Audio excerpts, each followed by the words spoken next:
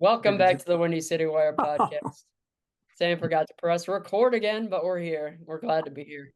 Now we are recording, and we are back with James Marisi, Owen Zimmerman, and Kevin O'Malley.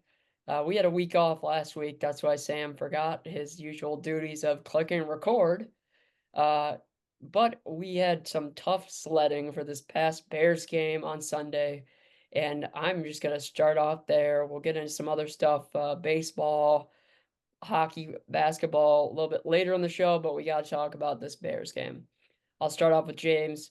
Uh, our thoughts before this game were positive. We could beat a team like the Redskins. We heard that Jalen Daniels might play, might not. He did. And we lost on a Hail Mary at the last play with a bad defensive showing. Uh, on that last play for sure, and the offense could not get anything going. So, James, what were your opinions of the game? Yeah, well, it was a big game, and I wish, I wish we did a little bit of an episode and had some sort of talk beforehand. But it was weird because going into it, you thought maybe this guy is banged up. Maybe we will get a Marcus Mariota game and our defense will feast. I was really never concerned about the game. I haven't watched too many Redskins games. I haven't watched too much Jaden Daniels, so I didn't really know what I was gonna see. Didn't expect our offense to look like that after a bye week, but you know, under Matt Eberflus, I don't think they're good after they've had a good amount of time off. Um, but yeah, I was at D'Agostino's for the game, with my dad just watching it. He had like a little fundraiser over there, so I was out in public for this game. So it was interesting to see it at the bar, especially the finish, which we'll get to later. But yeah, I mean, the defense did all they could. Ben, don't break. Jane Daniels didn't score a touchdown until the last play of the game, held him to 4 field goals, and finally DeAndre Swift cracks a big run, and the offense is kind of sparked. Defense gets a stop. Torrey Taylor was pinning him back in that second half. That really helped, I thought, give us a chance at least. But yeah, Sam, I mean, I want to get into some of the stuff that happened after the game and obviously the ending, but yeah, Kale, what did you think going into the game and what did you think with how the offense played? Yeah, going into it, it was kind of up in the air whether or not Jaden Daniels was going to play. Uh, and I feel like, yeah, I mean, the Bears didn't use the bye week at all. I mean, that's got to be on coaching. They looked so unprepared right out the gate. I mean, I can't remember the last time we like started off a game strong on the first drive. First 3 quarters, I mean, got shut out at halftime. Didn't score until like basically didn't really turn it on until like the last minute of the third quarter and then on. Uh, Obviously, lose on the Hail Mary, Tyree Stevenson taunting. It was on his guy that caught the pass. He was never matched up with him. Uh, yeah. Would you guys want to just like go into the breakdown of the play or? I'll start off giving some stats for the Bears offense here. So Caleb Yeah. Williams went 10 for 24, 131 yards, and he had a 36 quarterback rating. Um, DeAndre Swift led the whole offense with 129 yards on the ground, the only touchdown. Or there were two touchdowns. Roscon also had one. So that's the running game supporting us. And then Ajonze led the way with 41 yards receiving. So a really Yeah. bad offensive showing. And I totally agree. What were they doing during the bye week? Were they not practicing? Were they on vacation? Somebody's got to take some accountability. Yeah. I mean, I'm pretty sure, I think it was Jalen Johnson or DJ Moore came out and said, like, yeah, I mean, I'd like to go through a better preparation during the week for these games. So basically just calling out, Eberflus and Waldron. I mean, talk about the play calling. Play calling was atrocious yet again. I mean, we didn't see Komet. I didn't even see him on the field until like late in the third quarter, and then he started catching a few passes. But it was like another Gerald Everett game for some reason. Caleb didn't look good. Uh, and then obviously you got that goal line play call, which was the worst play call I've seen in so long, like years. Uh, they did a handoff to our backup center, or I don't know if he's a back. He's a backup center, but they play him as fullback basically, which is also kind of ridiculous. But I mean, Roshan's been great on the goal line all year, and we chose not to do that. And it was 3rd and goal, so you get 2 chances to punch it in there. So it was a touchdown game. You had to get a touchdown, and you do a handoff to a lineman, fumbles immediately. I mean, that was terrible. But yeah, I mean, O line is still terrible. A lot of penalties all game, pre-snap penalties. Uh, and then yeah, you got the last play. I mean, I guess I'm gonna go into that. Yeah, go ahead. All right. I mean, yeah. So Tyreek Stevenson obviously taunting. I mean, that's bad. I mean, that's just like ridiculous. I mean, you can't. His That's why back he's is getting punished. turned to the Bears, the whole field. He's looking Yeah, at the crowd while the while the fans play's are going saying on. there's a play going on. Yeah, and I mean, he's officially not starting this week. So finally, I mean, we get some sort of discipline shown from Eberflus on these players. But I mean, on the last, you get 3 timeouts still. Eberflus left the game with all 3 timeouts. Didn't call one. I mean, and then the play before, I mean, Romo literally called it out exactly what they're going to do. Seemed like everybody knew what they were going to try and do the play before the Hail Mary, except for the Bears. I mean, if they don't get that play, though, they don't get those 10 yards, they can't even get the Hail Mary off. They got to do a schoolyard bullshit type play. So, I mean, that was huge. And then on the Hail Mary, they had a QB spy. Why the fuck do we have a QB spy on a Hail Mary? Like Jay Daniels is going to run for 60 yards touchdown here. I mean, just, oh, that was the worst loss since Parkey, for sure. Yeah, it was a punch in the stomach after or the next day when Eberflus is in the press conference saying, "Oh yeah, we focus on the last play of the game. Those few yards to get it from a 75-yard pass to a 50-yard pass, that doesn't really matter to us. Like that's Yeah. just that's embarrassing." And then last thing real about that, then I'll hand it over to JMO. But yeah, Eberflus came out and said, not concerned about that play before the Hail Mary at all. Doesn't matter. You only care about the last play. Dan Quinn, the coach for the Commanders, it just shows you the difference between coaches because he literally came out and said, "Oh, that was the more important play. Was the play before the Hail Mary. If we don't get that, we're done. We're out of gas." It just shows you the difference between coaching staff that some of these teams have on us. It's ridiculous. We've been dealing with it for years. Jim, what do you think?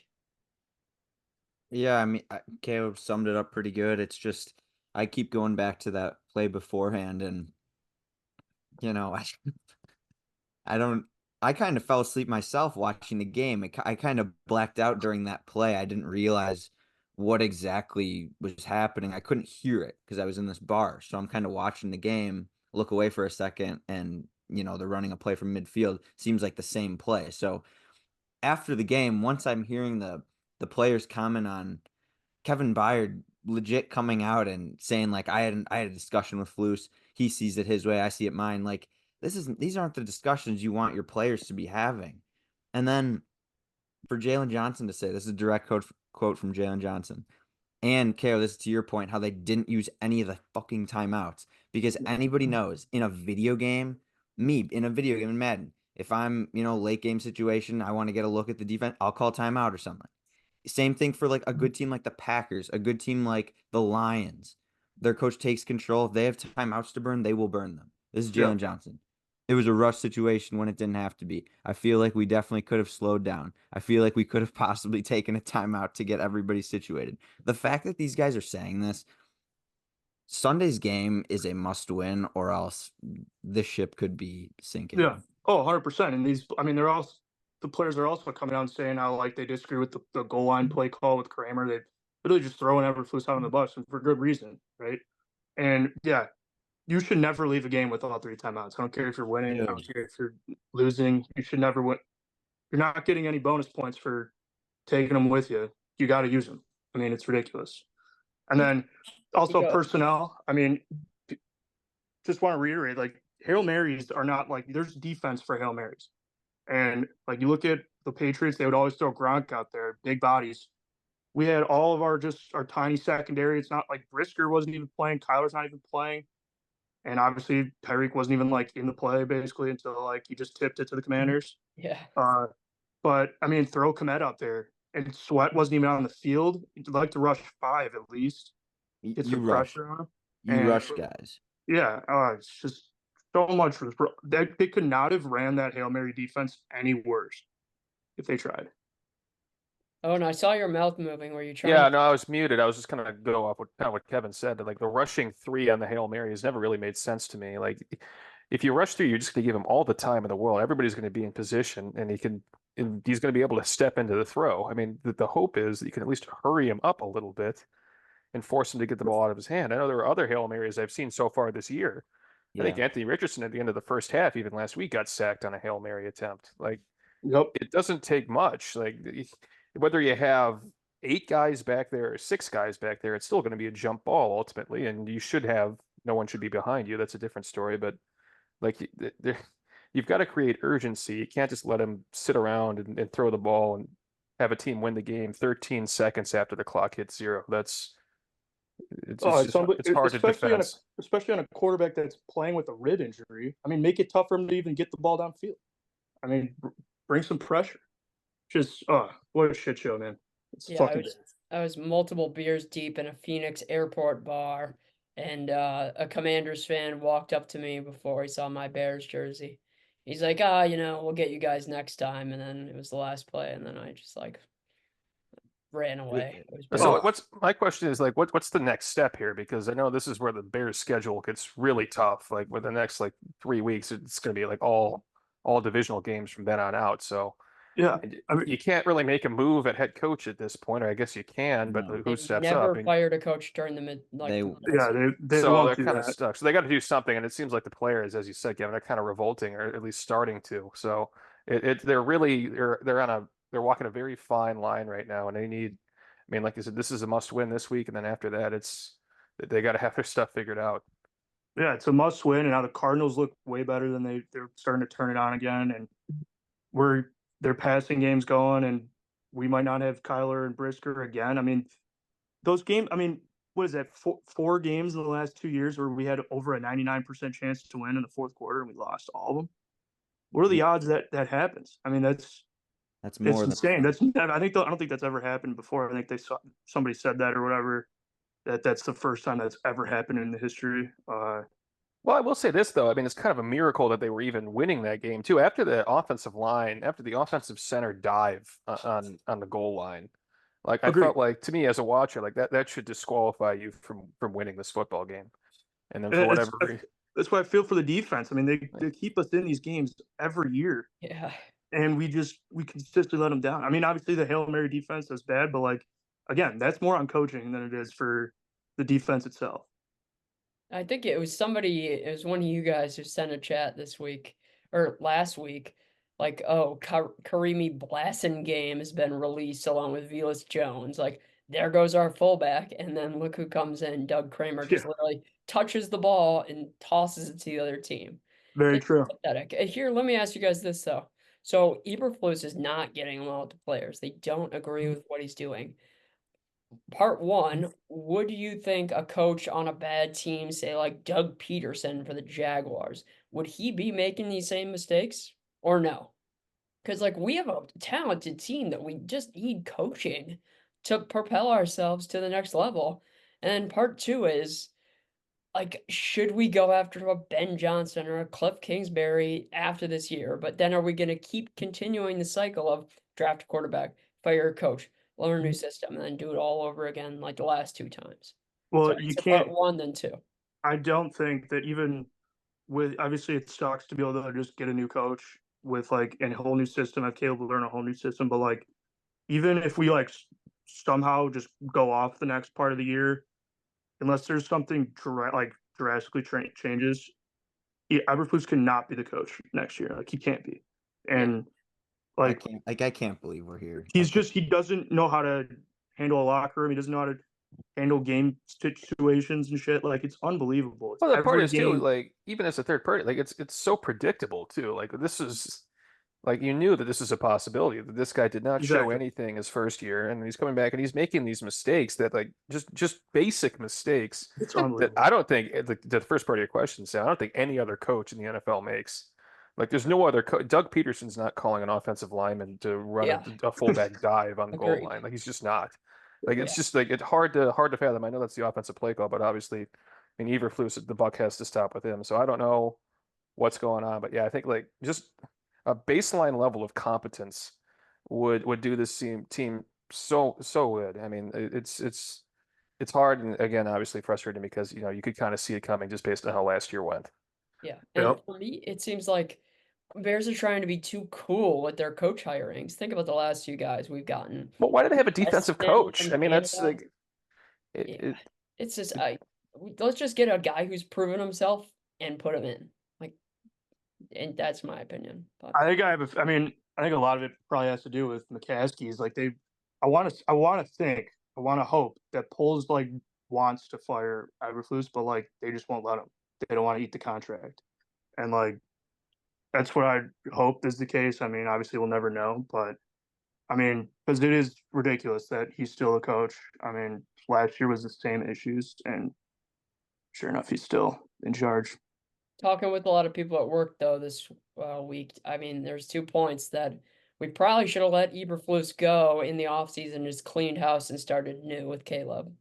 And then two, still, guys, we want to be good this year. Our division's one of the best in football. This isn't our year. We can't get too upset. So we lose these stupid games, which should show us how we get better in the future, but we're not expecting Super Bowl this year. That's my opinion. Yeah, no, agreed. I Yeah. mean, yeah, going into this is obviously like year one of like the new look Bears, but games that we deserve to win. I mean, I don't even know if you want to say like we really deserve to win that game, but like games that you He's should six win. and one. I know, like you should. Yeah, we should be 6-1 right now. I'm like, our guys deserve to like have that sense that like we could win these games, but our coaching just lets them down every time.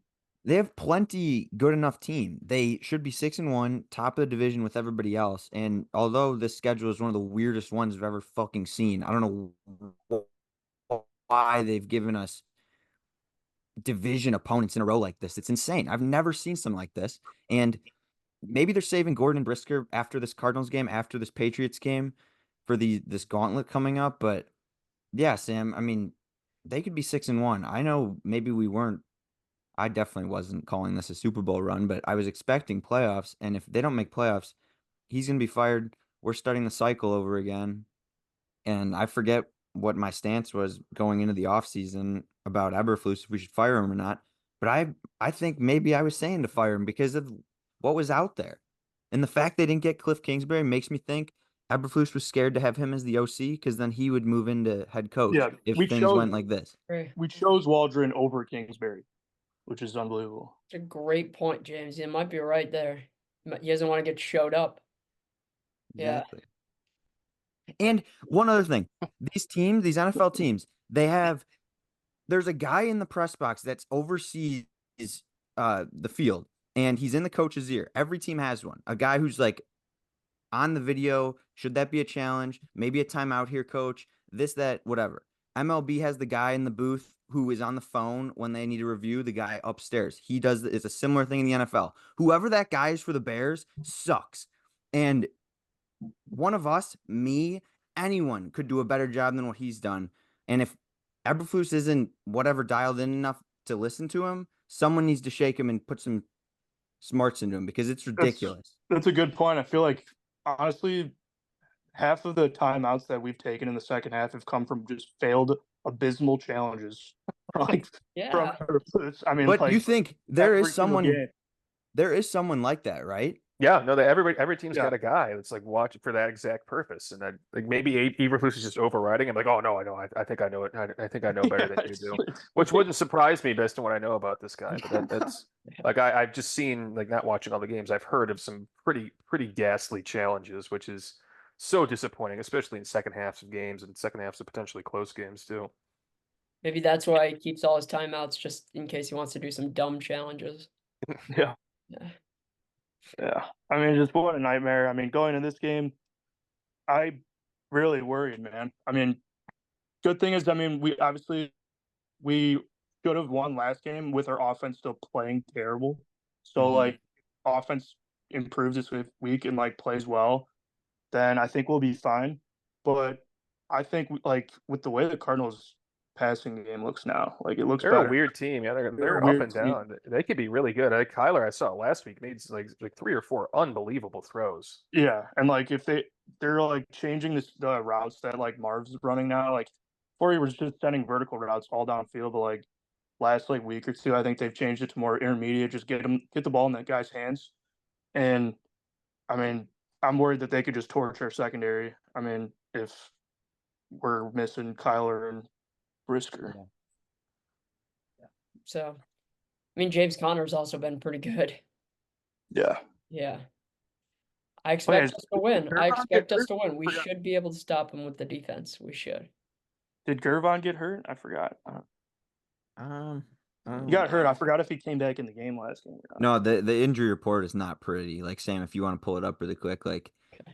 it is there are a bunch of people who did not practice. And it doesn't look like, I mean, I don't know if it's official that Stevenson is Yeah, no, I think it is. I think not they announced that he's not starting. really. Yeah. Which I mean, I'm fine with. I'm totally okay with that. Yeah, I mean, Just have him sit out a quarter or something. I mean, they need to like just show like that there's some accountability in the locker room here. Like discipline something, you know? Yeah. Okay, so we got Brisker concussion, no practice. These guys are all no practice. Kyler Gordon, Brisker, Braxton Jones, Mercedes Lewis, Tevin Jenkins, Montez Sweat was a non-participant, but now he's limited at practice. And Ryan Bates is also limited. Larry Borum, he's looking like he's gonna play. Yeah, a lot of those too is like they just kind of give guys days rest during the week, but they'll play. But like Kyler and Brisker are basically not going to play. I don't think they're playing. I think Kyler might be like 2 more weeks. Hamstrings sometimes take like a few weeks. Mm-hmm. Yeah, we'll see. But I expect us to win this game, and I expect us to win the Patriots. I think the Patriots, we definitely win, but this game is tougher because the Cardinals do have a legit offense. Yeah. Yeah. agreed. We'll see. It'll be All right, on let's go over Sunday. to that other divisional game we got going this week, huh? Lions Packers. Yeah, Owen, please, your 5 minutes. Go for it. Yeah, kind of depending on if Jordan Love plays. I think right now it's trending like he will, or at least he's got a chance. But obviously Malik Willis came in last week and looked good yet again, which is just shocking. I think Matt LaFleur has been the coach of the year so far this year. Just what he's been able to do with Malik Willis, who was pretty frankly terrible in his limited action before he got to Green Bay. So it's been really good to see just the the way they've designed even the running game, how complex it's gotten over the past few weeks. So it should be a good one. It is at Lambeau. It is a gold package game, which typically means that there may be more Detroit fans than there would normally be, which is a little bit of a concern. I did see that this is the Lions' first outdoor game all year to this point, which is astonishing. I think they only play two. I think it's either at Green Bay and at Chicago. I think maybe there are only two outdoor games all year, I do remember seeing something like that. which is unbelievable. But yeah, they got a good offense. Obviously, they're a very good team. They beat up on the Titans last week without really moving the ball offensively. So obviously pretty scary. Big one at home. Comes down to Love. If Love can play, and he's at 100%. It'll be a good one. If Malik Willis plays, I imagine they're going to slow the tempo way down. Just try to possess the ball and keep the Lions offense off the field as much as they can. But it's a big one. America's Game of the Week, 325, and I think the winner of that game obviously is going to be the leader of the division, which is not the most important thing at this point of the season, but I mean it is notable. But again, then the entire division continues to be good. Hopefully, the Vikings continue their downfall, but certainly one to watch. I think most people would agree the game of the week this week. Yep, agreed. I wanted to ask you, who is the wide receiver one in that offense now? I mean, So Jaden Reed's had statistically, his showdown. yeah, just in terms of I think route participation and target rate, the last 3 weeks it has been Romeo Dobbs since he got back from a suspension. He's been really good. Jaden Reed's been he's been very volatile up and down. Wicks is the same way, and Christian Watson's always going to be that way. So, I mean, week to week, there's always going to be some volatility, probably 2 through 4. But I think more often than not, Romeo Dobbs is going to be the leader in targets week in, week out. Yeah, Not even like really. even Tucker Kraft too. He's been putting up good numbers, but he's only had like 2 or 3 receptions each week, each game the last 3 or 4 weeks too. So they really do spread it out. And if Malik Willis is out there, I expect those numbers to even be down further because Josh Jacobs is probably going to get 30 carries. Yep, agreed. Uh, who did the Lions play last week again? I forget. The I- Titans. Titans. So I don't know. How did their pass rush look without Hutchinson? You know. That I don't know. I know they had a big day on special teams. I don't know how they did defensively. I think the game was tied 14-14. I think they ended up winning like 50 something to 14 or something like that. But I don't know. I mean, it's Mason Rudolph and the Titans offensive line, so it's kind of hard to get a good read on that. And Levis is coming back this week, if you're a Titans fan. Oh, that's exciting. I'm sure Titans fans are right back in now, but yeah, I don't know. That's a good question. I think that'll be, kind of a longer term issue as we get deeper into the season, as you get to the playoffs. Obviously, you need to be able to get to the passer with 4 rushers. We'll see if they can. I know they've been talking pretty aggressively about a trade, bringing in Max Crosby or someone of that type. So we'll see if that happens. So I don't know off the top of my head how it was last week, but I do know that they still are interested in bringing people in from the outside. Yeah. Just saying because I mean, if Love plays, then I mean, I think they could just torch that Lions secondary. But it's tough to get anything going on the ground against the Lions. I think they're like the best run game in the league, and if Malik's the quarterback, good luck. Yeah. It's gonna be tough. We'll see. He practiced today, Jordan Love did, in a limited capacity. So hopefully that's a good sign. But yeah, that's a big one. I know Vegas. Initially, the game I think was before this past week. It was a pick 'em before Jordan Love got hurt. No, I think it moved to like Lions -3.5, -4. So we'll see if that moves too as we get closer to game time. I need Love to start for fantasy, and I need him to play well. That's for sure. All right. Any other thoughts from Owen's 5 minutes or Bears? I'm trying to think of the Bears. No, that was quite a game to watch, though. Again, the offensive line, the fact that play is going to be overlooked now because of the Hail Mary is a little disappointing because that really could be the dumbest play call I've ever seen in my life. Ever seen? I mean, literally after that happened, even before the Hail Mary, I said even if we win this, even if we win this game, I want Waldron or I want Eberflus gone. I mean, that was inexcusably bad. It can't even be overstated, and then that's even compared to the speed option 4th and goal play they had earlier this year. This is worse. I don't know how he could do it, but this was worse. Especially because Roshan's gotten a touchdown every week, basically, just from just give him the ball again. Don't have to get cute. Yep. Well, we'll move on to Arizona. It's another must-win game, I guess. That's we're 10 minutes left, guys. A lot of good Bears talk there. Yep. Quickly, the Los Angeles Dodgers came through and beat the Yankees in the World Series yesterday. They won the series 3-1 after the craziness of Yankees fans grabbing the ball out of Mookie Betts' glove, and Judge doesn't know how to hit in the playoffs. And yeah, I mean, Dodgers and Yankees, money buys good teams, I guess. Yeah, I mean, did you watch that last game? Yeah. I mean, generational choke by the Yankees. Totally. That was insane. I mean, all Garrett Cole pitched, he pitched so well. Like, I think he gave up 5 unearned runs, but all he had to do was cover first base, and they're still up 5-0 going to the net. Like, they win that game probably, but he didn't cover first base, and they scored 5 runs in that inning. The Dodgers did tied up. Do you think a baseball team needs to have a high payroll in these times we're living in to make it to 100%. Yeah. 100%. I mean, So the it's just Dodgers not possible if you're Dodgers are only going to get better. They're going to get what's that other pitcher from Soto? Japan? And then Otani's going to pitch next year too. Exactly, Otani's going to pitch, and they're going to get that guy from the other pitcher that was a stud in the World Baseball Classic. What I saw too today on Twitter is that the Dodgers have the most analytics people in baseball too. So in addition to having the giant doesn't surprise me. They also are like the leading edge of analytics. They've always been at the leading edge of player development too. You see the prospects they have every year. It seems like they've got a top 10 prospect. So they're not going to go anywhere, and obviously they have the money. So I mean, it seems like too, like the last couple of years, like even look at this year at the Mets. Like most of the MLB, like 20 of the teams are essentially like minor league feeder teams for like the 10 richest teams, or at least it's certainly trending that way. You look at Lindor. I mean, that's a good organization too, the Guardians.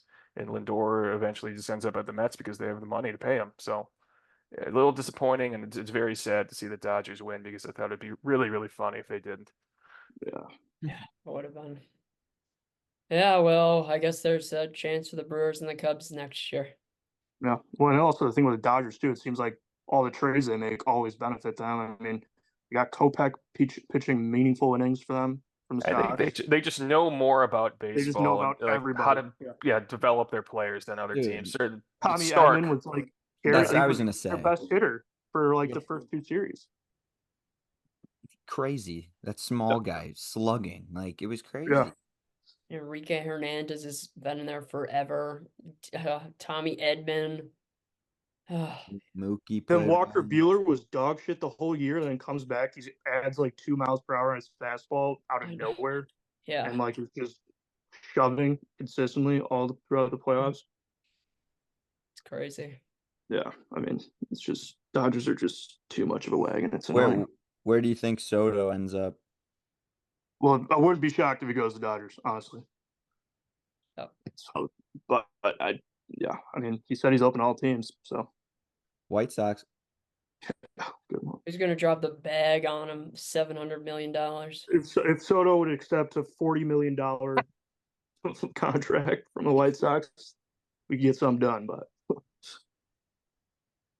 it's about all they'll pay. Give him one of the milkshakes. Yeah. percentage of ticket sales, all the milkshakes, the entire payroll might be enough. I mean, they're making moves. Will Venable, Yeah, Will Venable, any thoughts? bench coach. He's a former Cubs first base coach. Maybe we'll win 27 games this year, whatever, or next year. Whatever. I forget how much we won this year, like 20 something. I'm not sure why. I gotta read up on why he's like gonna be a manager at 42 years old, but I think his dad was a coach. He's a well-earned and well-deserved reputation as a successful player, front office executive, coach, and associate manager. He's a great communicator. That's what That's what they said about Griffel. no, they need someone that speaks English. Sorry. What happened to Sizemore? I thought Sizemore was maybe. Everybody knew that he wasn't gonna be the everybody. manager next year. Because I mean, Gone. when you lose 25 games in a row, even though it wasn't his fault, you're not going to get rehired. The optics don't look good. Yeah. Bad optics. Horrible. All right, how's fantasy football going for you guys? Because my team's dog shit.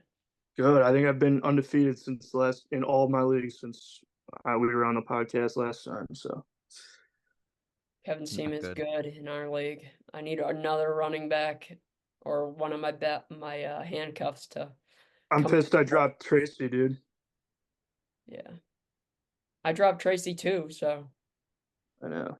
They should not Zima. I needed the spot. I forgot. Like I think I had a bunch of bye weeks or something, but I dropped him, and yeah, he completely took over that backfield.